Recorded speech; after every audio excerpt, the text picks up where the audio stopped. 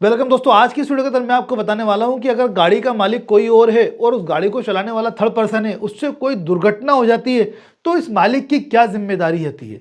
Confusion है लोगों को, क्योंकि लोग सोच रहे हैं नया कानून में बहुत दिक्कत आने वाली है। नया कानून हो या पुराना कानून हो, कानून में दोनों में मालिक की रेस्पॉन्सिबिलिटी जो है वो तो लिमिटेड ही है, लेकिन वो क्या है, लोगों को कंफ्यूजन है, वो इस वीडियो के अंदर जान जाएंगे और दूसरे लोगों तक आप पहुंचाएं इस वीडियो को, जिससे उनकी भी जानकारी बढ़े और उनके मन का कंफ्यूजन भी दूर हो। पहली चीज ये जान लीजिए कि अभी नया कानून लागू नहीं हुआ है।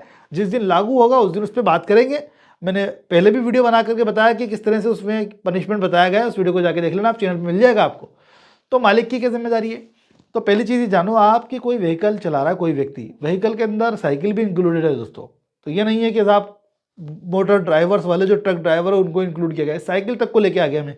तो व्हीकल के रूप में जो भी आप साधन इस्तेमाल कर रहे हैं वो सभी व्हीकल में है, और इनसे कोई दुर्घटना होती है तो जो चालक है उसकी रेस्पॉन्सिबिलिटी होती है उस दुर्घटना के प्रति, यानी ड्राइवर जो है वो गाड़ी को व्हीकल को चला रहा है। अब कोई उसने एक्सीडेंट कर दिया, उसकी गलती से एक्सीडेंट हुआ है, तो रेस्पॉन्सिबिलिटी क्या है, उस चालक की है। मालिक बैठे हैं साइड में, कोई रेस्पॉन्सिबिलिटी नहीं है, पीछे और लोग बैठे हैं घर वाले, कोई दिक्कत नहीं है।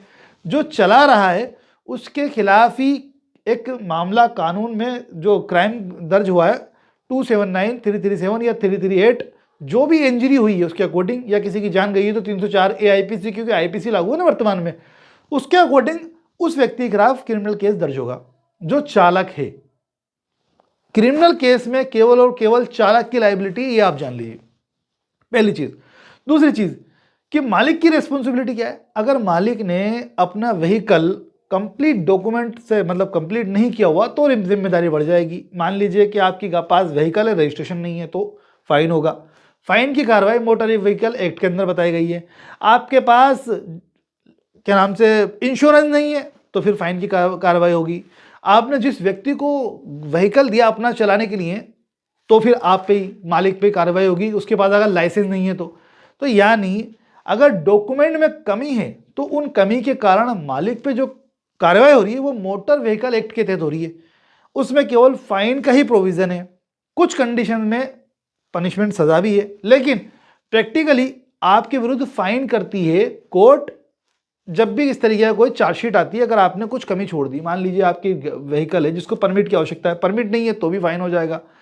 तो कुल मिलाकर के क्रिमिनल केस के प्रति जिम्मेदारी किसकी होती है, ड्राइवर की होती है। और व्हीकल कंप्लीट होना चाहिए, इंश्योरेंस, DL, RC, जिस व्यक्ति को दे रहे हो उसके पास DL होना चाहिए, वैलिड। 2 व्हीलर का DL है और चला रहा 4 व्हीलर है तो ये भी इनवैलिड है, तो उसके खिलाफ किसके खिलाफ कार्रवाई होगी, मालिक के खिलाफ, अगर उसकी गाड़ी से कुछ दुर्घटना होती है तो कॉमन सेंस की बात है कि क्राइम के प्रति उसकी जिम्मेदारी है, व्हीकल कंप्लीट नहीं है, इनकम्प्लीट है तो उसके प्रति मालिक की जिम्मेदारी है।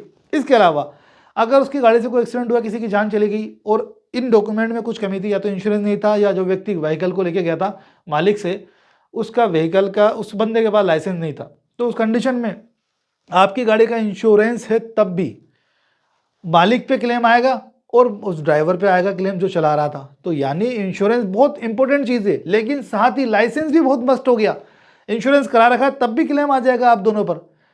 अगर कोई व्यक्ति ऐसा है जो लाखों रुपए महीना कमाता है तो आपको उसकी कैलकुलेशन के हिसाब से करोड़ों रुपए देना पड़ जाएगा, मालिक को और ड्राइवर को, दोनों को मिला करके। और कोर्ट ने अगर मालिक पे ही कर दिया ऑर्डर तो मालिक को देना पड़ेगा। तो इसलिए बहुत ज़रूरी होता है आपके डॉक्यूमेंट्स का रजिस्ट्रेशन होना, लाइसेंस, जिस व्यक्ति के पास व्हीकल है आपका उसके पास लाइसेंस होना, और गाड़ी का इंश्योरेंस होना, फिटनेस देख सकते हैं, परमिट, अगर आपकी गाड़ी की आवश्यकता है परमिट की तो परमिट होना चाहिए। तो फिर भी कोई कन्फ्यूज़न है तो कमेंट करके सवाल कर सकते हैं। नया कानून लागू नहीं हुआ है अभी तक, होगा तो मैं बता दूंगा आपको कि उसमें किस तरह से डील करना है। बाकी जिम्मेदारी तो सेम ही रहने वाली है आपकी, डॉक्यूमेंट्स कंप्लीट रखना है मालिक को केवल और केवल। हाँ, अगर मालिक से एक्सीडेंट हो जाएगा तो फिर बात ही खत्म होती है, वो खुद ड्राइवर बन जाएगा उस कंडीशन में। फिर भी कोई कन्फ्यूजन हो तो कमेंट कर सकते हैं आप। वीडियो अच्छा लगा तो लाइक करें, शेयर करें। ऐसे ही नॉलेजेबल हमारे वीडियोस आते रहते हैं चैनल पर, सब्सक्राइब जरूर करना। Thank you.